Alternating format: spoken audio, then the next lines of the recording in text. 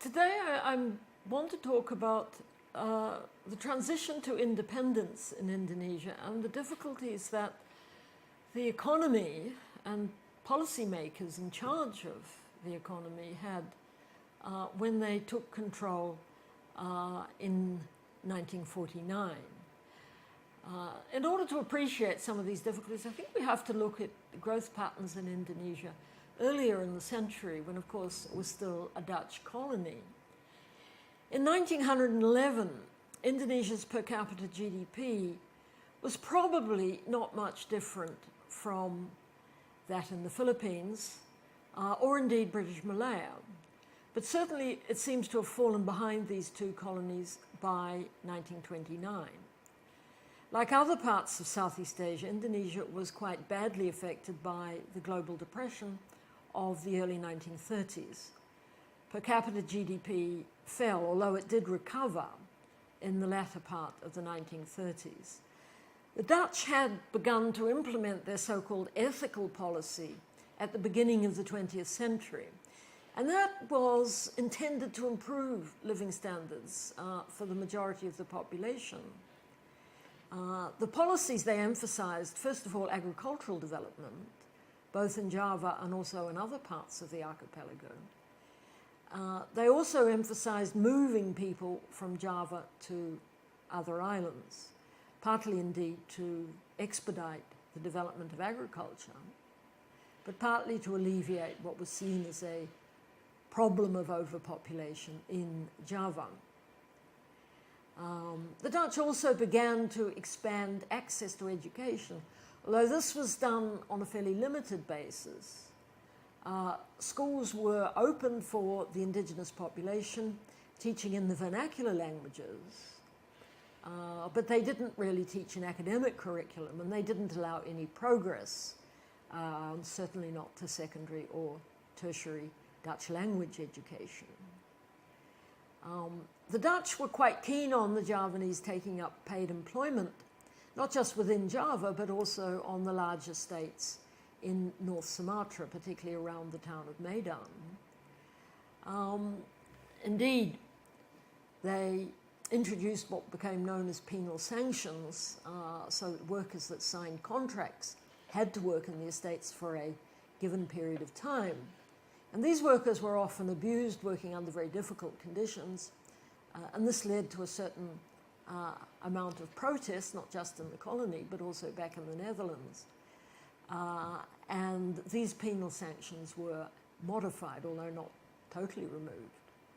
But in addition to encouraging workers to move up to estates in northern Sumatra, they also encouraged families to move to agricultural settlement sites.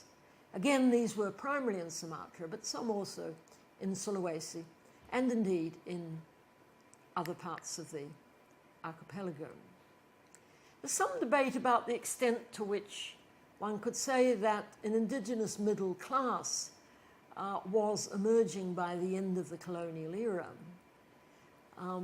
Some Dutch administrators who'd become somewhat disillusioned with the ethical policy called for a rather different kind of policy, which emphasized building on the talents of what was seen as the more progressive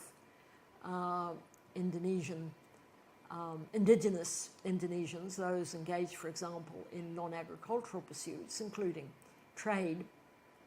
This became known as betting on the strong. One person who made who made a number of suggestions along these lines was Jan Boeker, who had worked a lot with the popular credit system in the early part of the 20th century. Boeker became rather disillusioned with some of the policies that the Dutch had been implementing. But there were also other Dutch administrators and scholars who were starting to criticize aspects of colonial policy, even before the Japanese arrived in 1942. What did the Indonesians themselves think about this policy? Well, again, there was a certain amount of criticism. The Indonesian merchants, mainly, not entirely, but mainly Muslims, who formed the Syarikat Dagang Islam in the early decades of the 20th century, they, of course, resented competition not just from Dutch trading houses, but also from the Chinese. And they felt actually that the ethical reforms had not really led to any broad-based improvement in living standards for the bulk of the population. But certainly the non-agricultural labour force did grow, and more indigenous people were recruited into the civil service. And in addition, some found employment in large-scale trading houses, and indeed, to a limited extent, in manufacturing industry. There was something of a debate after independence between a leading Dutch scholar, Wertheim, who was fairly critical of most aspects of Dutch colonial policy. But he did point out that probably in the 1920s, 1930s, an indigenous middle class was slowly emerging, although it was small relative to the total population. Other scholars, particularly the American George Kane, who wrote a lot about Indonesia in the 1950s and 1960s, he thought that this was probably wrong. In fact, under the Dutch, there was very little development of a middle class. The middle class was still largely Chinese, although a small number of Indonesians were moving into government and indeed non-government occupations. When we look at public expenditures, expenditures through the budget, the Dutch did develop a broad-based tax system, and that permitted increased expenditure, particularly on infrastructure development, and again, particularly in Java. Unlike in British Malaya, the Dutch did impose an income tax in Indonesia, and this was assessed on both individuals and corporations. And the Dutch government also borrowed to fund public works, although after 1920, more conservative fiscal policies were adopted, partly or mainly because officials were concerned about growing public debt. Between 1900 and 1930, there was considerable development of infrastructure in Java. Roads, railways, and irrigation systems were built or expanded. But outside Java, there was much less progress. The Dutch had plans for a Trans-Sumatra railway, but it was never completed. In eastern Indonesia, there was no rail development at all and relatively few roads. It's useful to look more closely at the role of the Chinese. The Chinese were never a particularly large minority in Indonesia, certainly not compared with British Malaya. The 1930 census found that what were termed foreign Orientals, mainly, although not exclusively Chinese, were only about 2% of the population. And they were mainly engaged, again, in trading activities, but also in manufacturing. A few Chinese were able to establish medium or even quite large-scale manufacturing enterprises, and some were employed in Dutch and foreign companies. There was limited access to Dutch language education for Indonesian Chinese in the system that became known as the Dutch Chinese schools, although the great majority of students couldn't really progress beyond these schools to any other form of education. As far as the indigenous Indonesian majority was concerned, education was restricted mainly to the so-called native schools that tended to teach by and large in the vernacular languages. There were very few schools catered for Indonesians beyond the primary level, and very few Indonesians were able to progress even to Dutch language secondary education, let alone to tertiary education. One of the reasons for this was that the Dutch tended to fear educated unemployment. They thought if too many young Indonesians were allowed to progress through the school system, they would demand white-collar jobs in either the public or the private sector. These might not be available, and there would be an increase in educated unemployment, which could lead ultimately to social unrest. Well, in 1942, the Japanese army inflicted humiliating defeats on the Dutch forces, really across the entire archipelago. And indeed, to begin with, the Japanese were greeted as liberators by many Indonesians. But their policies quickly became resented. They needed food, rice in particular, to feed their troops, which they tended to confiscate from Indonesian farmers. In addition, they conscripted quite a lot of labour, and some of that labour was sent indeed to other parts of Southeast Asia. By 1944, there were famine conditions, certainly in parts of Java and probably also some parts of eastern Indonesia. Indonesia had been dependent on imports of rice up till 1942, imports mainly from Thailand and Burma. These imports ceased, certainly after the Japanese arrived, and other foods, including corn, cassava, sweet potatoes, were also in short supply. So by 1944, early 1945, the food situation had become quite critical, certainly in some parts of Java. There was also an increased amount of currency in circulation. The Japanese army issued what was known as military scrip, so that they could buy food and indeed other necessities. But this was issued in large quantities, rapidly led to inflation. And this inflicted further hardship on many Indonesians, particularly those that were not able to grow their own food. The Japanese were finally defeated and surrendered to the Allied powers in August 1945. In fact, 2 days after the surrender, on the 17th of August, Sukarno and Hatta declared Indonesian independence at a house in the centre of Jakarta. However, the Dutch simply refused to acknowledge this declaration. The Dutch economy itself had been very badly damaged during the Second World War, and most Dutch, including a number of very well-informed civil servants, economists, and so on, were convinced that if the Indies were lost, the effect on the metropolitan Dutch economy would be extremely serious. So the Dutch really continued fighting primarily for economic reasons. They wanted to continue to control the wealth of the Indies, the wealth of the archipelago. So from 1945 right through to 1949, fighting between the Indonesian nationalist forces and the Dutch army continued. There were rounds of negotiation, but it was really only at the end of 1949 that the Dutch very reluctantly agreed to grant independence. Now, the concession of political independence included a number of conditions which were really very unfavourable to the new republic. These were concessions particularly in the economic sphere.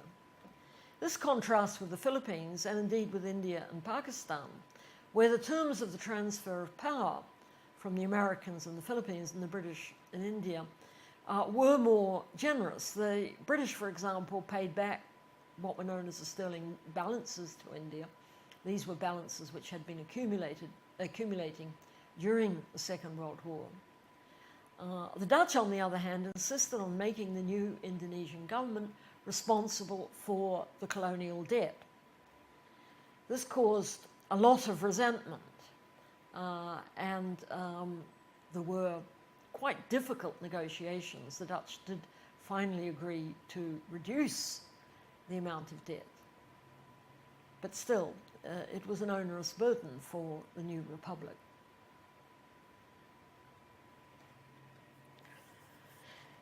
Indonesian GDP had fallen very steeply through the 1940s. One estimate by Pierre Vandering suggests that it was probably about 2,350 rupees in 1941, that's in 2000 prices, and it had fallen to just over 1,500 rupees by 1949. But in addition to the fall in overall output, there was widespread hunger, particularly in Java. All the evidence suggests an increase in the death rate. and probably, although we don't really have good evidence for this, fertility also declined. Even in spite of these problems, population did continue to grow over the 1940s. There also seems to have been some increase in educational enrollments. The Japanese, who tended to view education in their own colonies as a means of indoctrination, were certainly keen to get young Indonesians into school, if for no other reason than to be indoctrinated with Japanese values of loyalty to the empire or loyalty to the emperor, and so on. Now, Indonesia wasn't alone in experiencing a fall in per capita GDP over the 1940s. In fact, it was pretty much universal in British Malaya, the Philippines, Burma, probably also Vietnam. The Indonesian nationalists, as they negotiated with the Dutch through the latter part of the 1940s, they were to a considerable extent supported by the Americans and also by the Australians. The Americans, once it had become clear that the Indonesian nationalists were not pro-communist, they supported the Indonesian claims to independence and indeed put some pressure on the Dutch to make concessions. People like George Cairn have argued that the Americans actually encouraged the nationalists to believe that subsequent to independence, to the transfer of power, American aid would be quite generous, although in fact it turned out to be rather less generous than the nationalists had expected. In fact, it was only limited to one loan.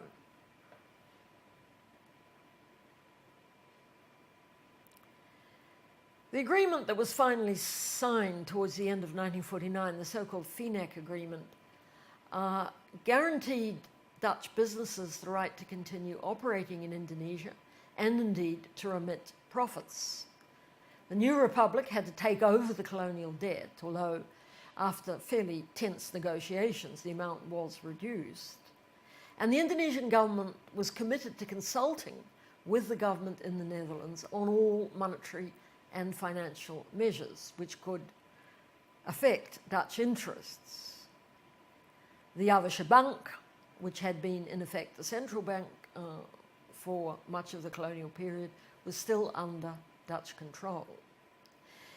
Now, these concessions made the new government very vulnerable to the criticism that it had achieved political independence, but from an economic point of view, Indonesia was still under colonial control.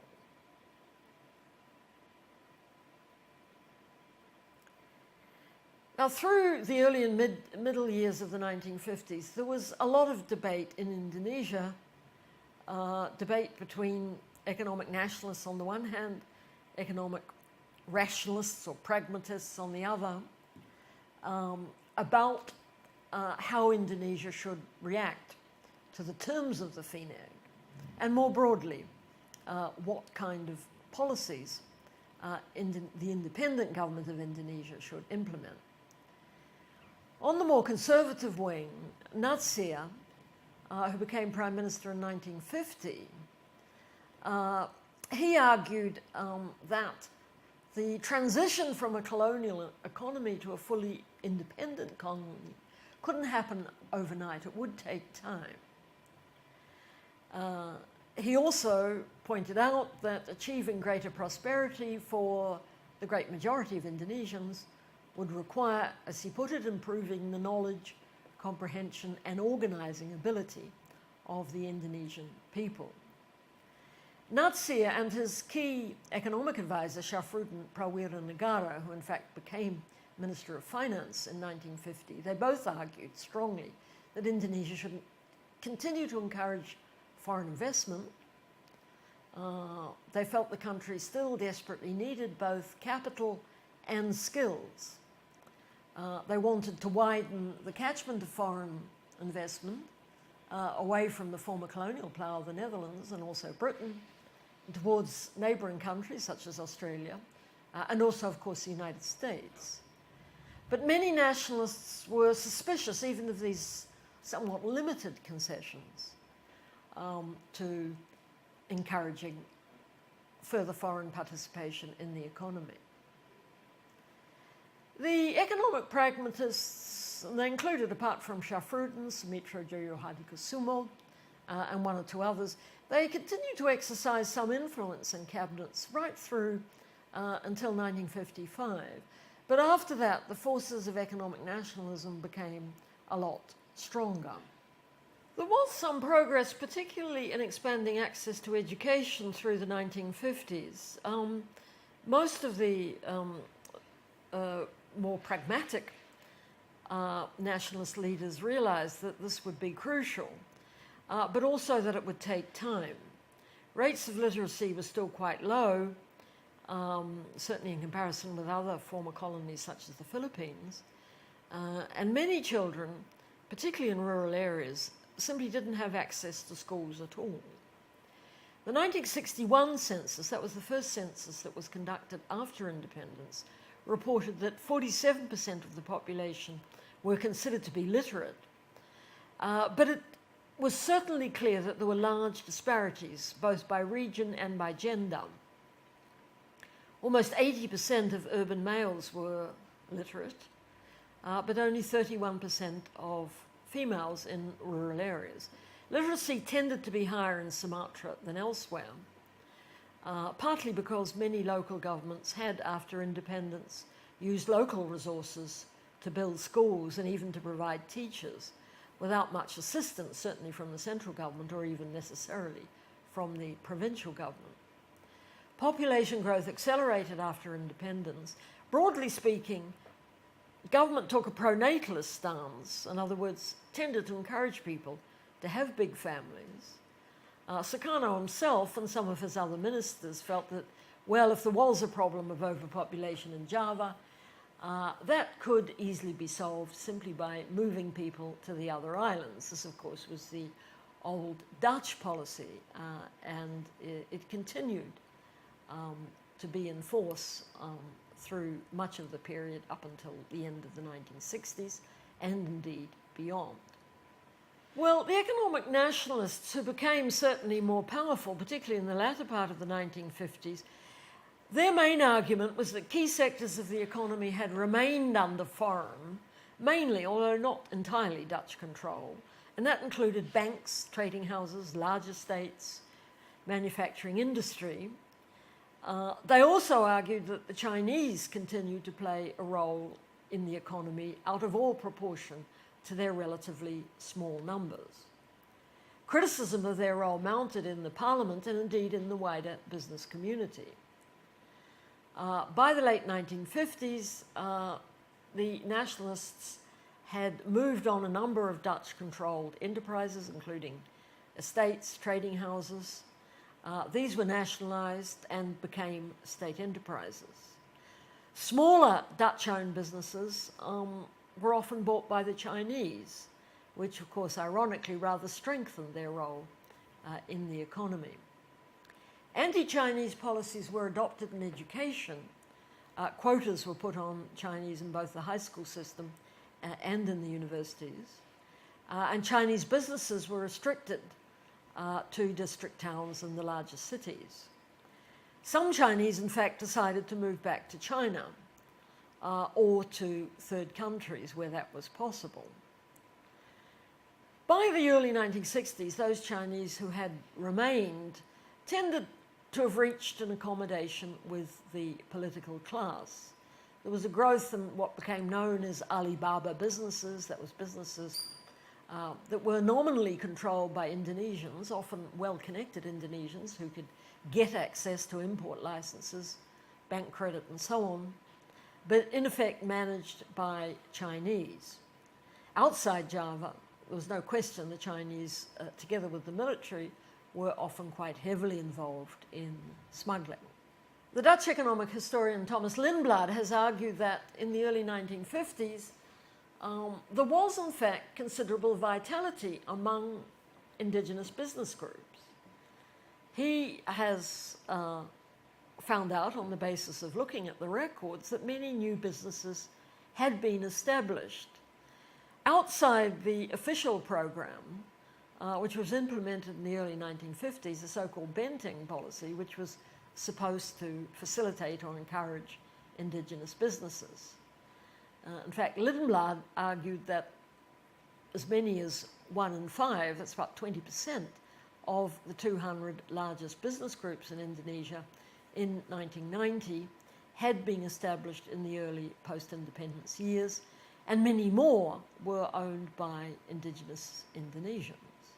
So, broadly speaking, it wasn't entirely correct to say that the Chinese continued to dominate private business after independence.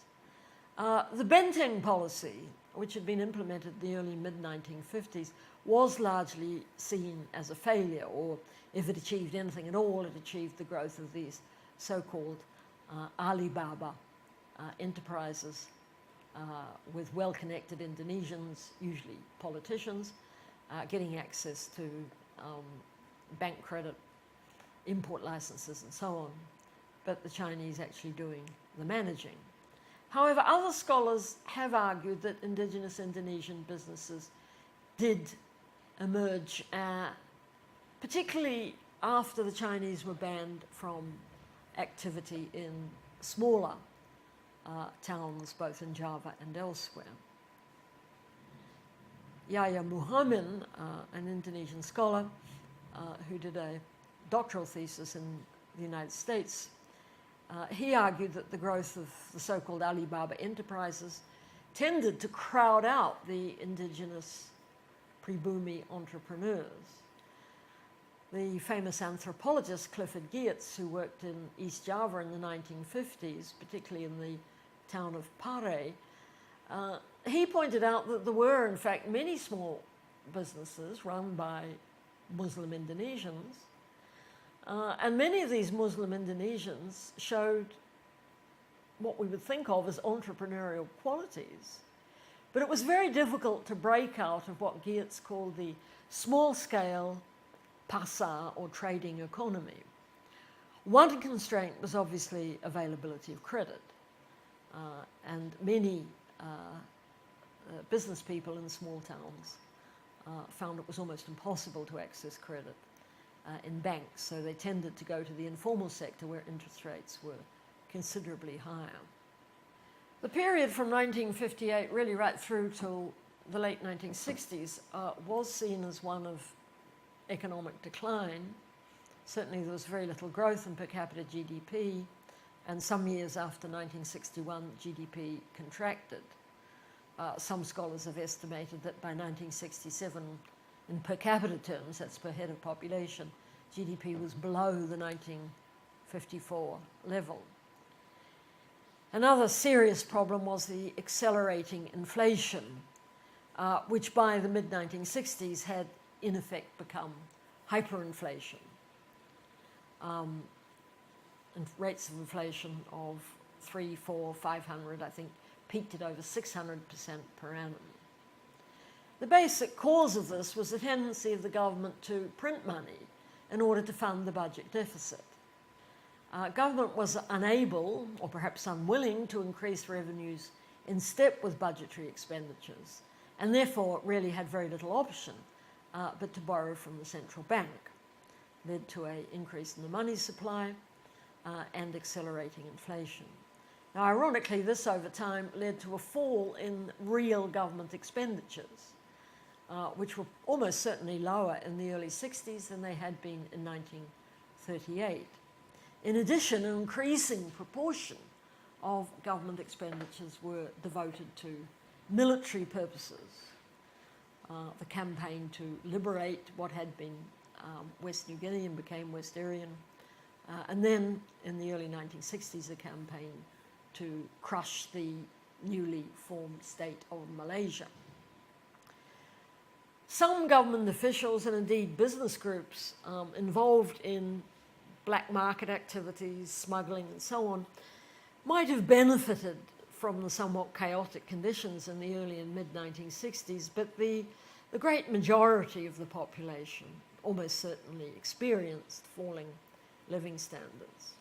Sukarno did manage from time to time to get some Western aid, but he appeared, certainly to international audiences, to be drifting more to the left And he relied more and more on the support, both in Parliament but also outside Parliament, the support of the Indonesian Communist Party. By the early 1960s, Sukarno had moved towards a system of government he called guided democracy. And the Parliament had become far more under the control of the President and indeed the Cabinet, which was appointed by the President. Increasingly, Sukarno started to talk about Indonesian socialism in his speeches, but what did this really mean in practice? Well, by the early 60s, the Dutch trading houses and banks and Dutch-owned estates had been nationalised.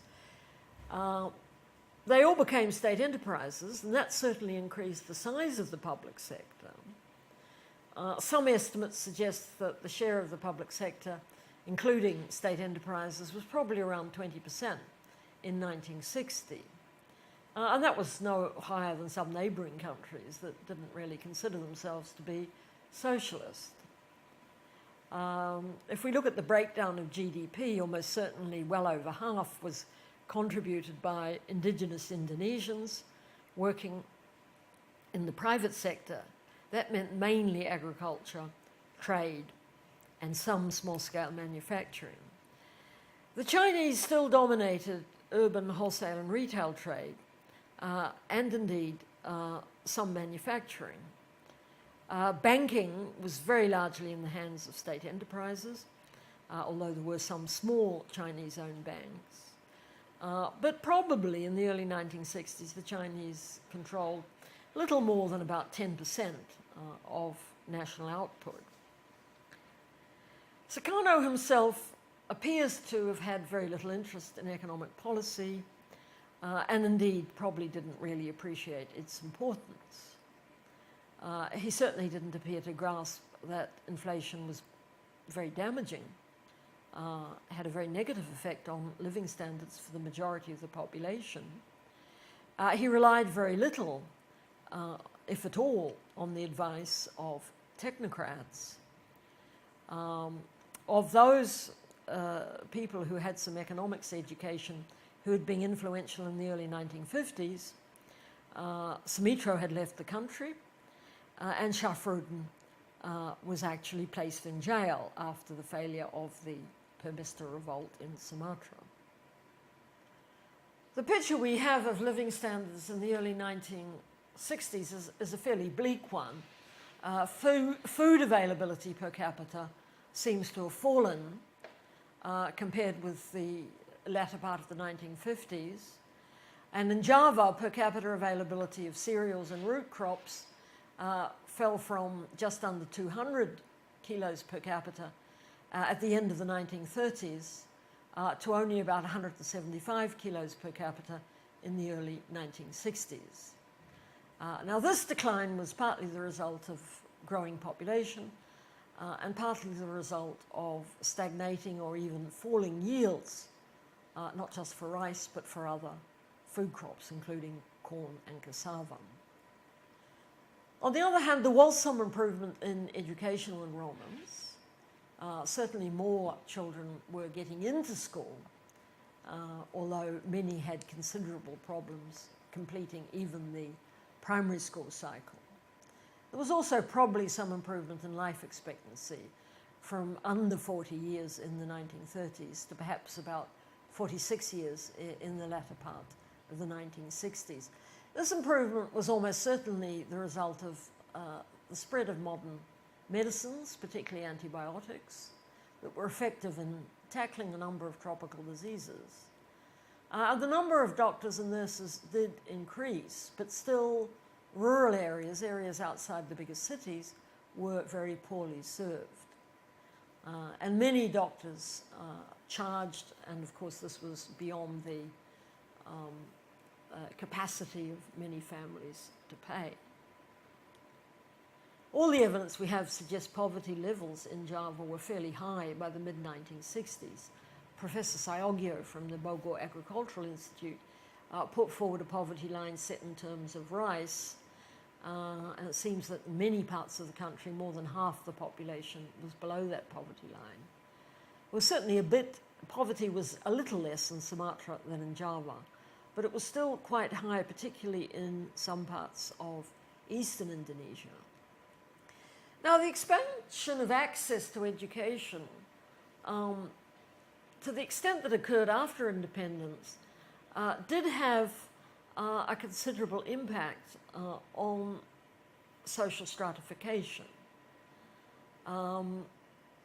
As I said earlier, progress beyond the primary level was actually quite difficult for the great majority of children. It was expensive, particularly for rural children who often had to go into a kecamatan or indeed kabupaten town to get access to even a lower secondary school. The British sociologist Leslie Palmier did some interesting research at the University of Gadjah Mada in the 1950s, and he found that well over half, probably about 60% of all the students at Gadjah Mada at that time were in fact the children of government officials. And these children had, by and large, passed through the academic high schools and gone on to either Gadjah Mada or indeed to other leading state universities. The children that went to the Muslim school system and indeed to other non-government schools, which catered largely for the children of non-officials, they found it was actually very difficult to access jobs in government or indeed in state enterprises because they tended to lack the kind of formal qualifications that were needed, for example, for a job in the civil service.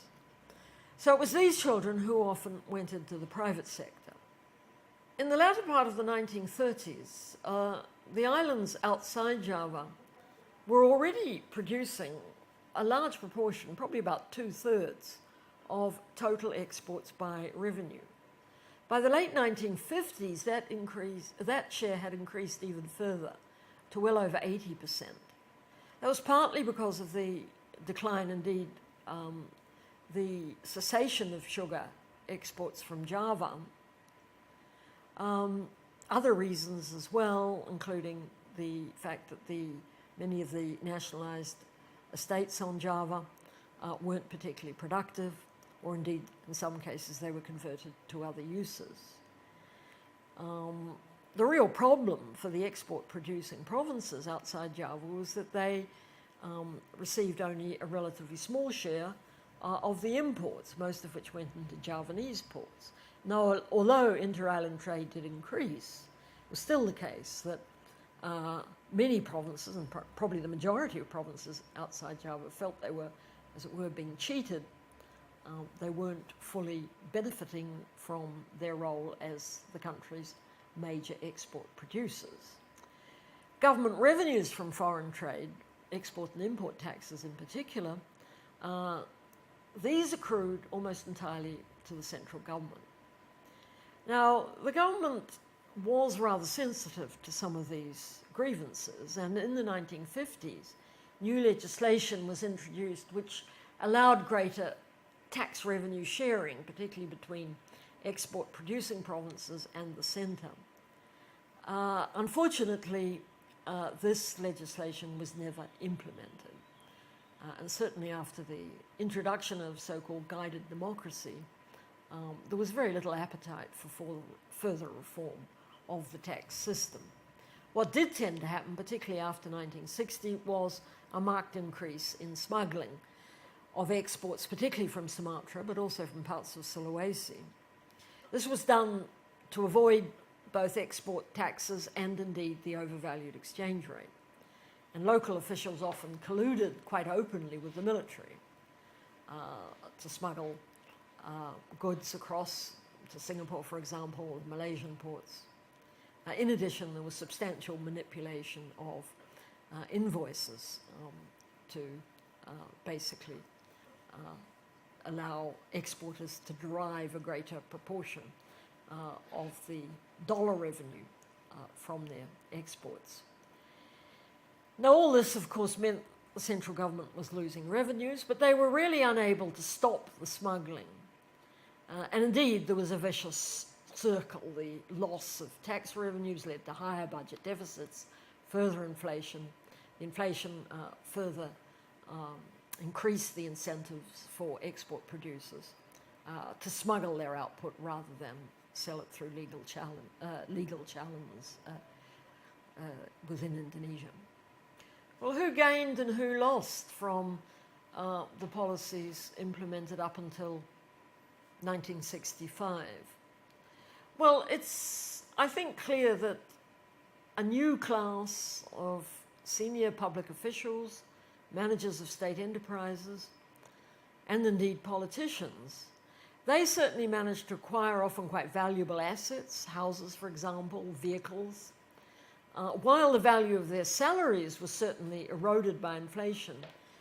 They were often able to secure benefits in kind. They were given rice, they were often given free medical care. Their children quite frequently got preferential access to the government school system and indeed to the universities. Farmers with a surplus of food, which they could sell on the open market, did benefit. Obviously, they got a higher price for their rice or whatever else it was they were selling because of inflation, although of course they had to pay much higher prices for their purchases.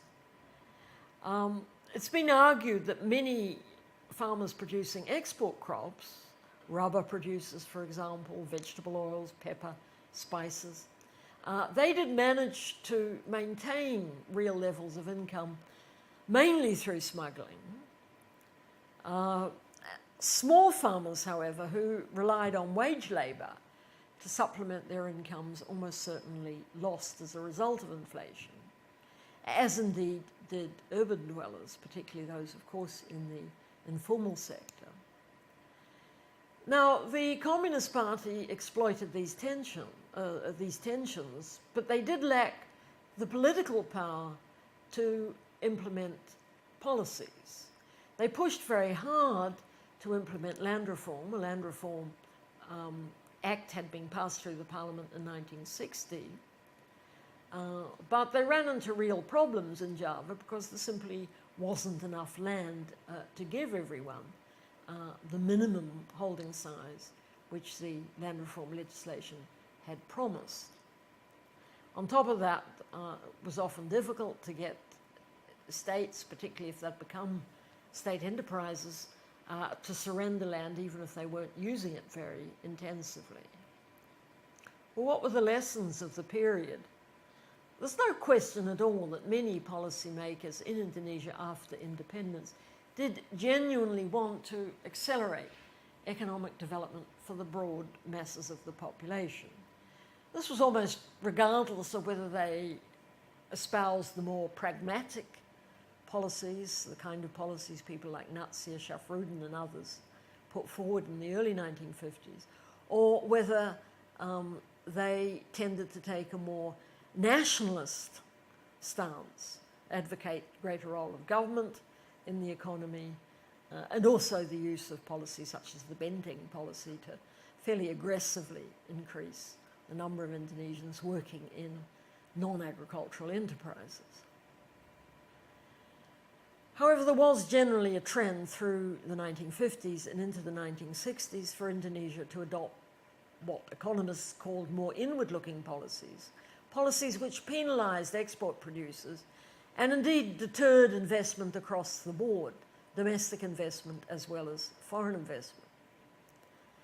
Certainly there can be very little doubt that from the mid-1950s onwards, macroeconomic stability was sacrificed in order to achieve political goals, the liberation of West Irian, the Crush Malaysia campaign, and of course the policies of nationalisation of Dutch and then indeed other foreign enterprises, including British enterprises.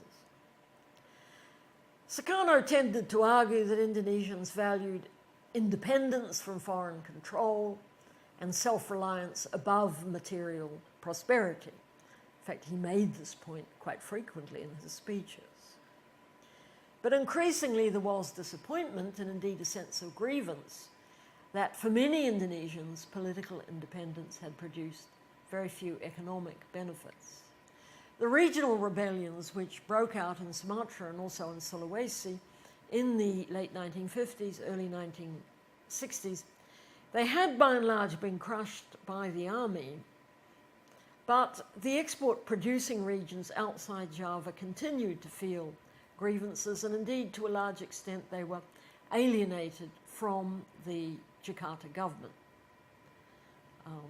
Some observers have even talked about a policy of de facto federalism at this time, particularly in Sumatra, where provincial and local governments often paid very little attention at all to policies coming from Jakarta.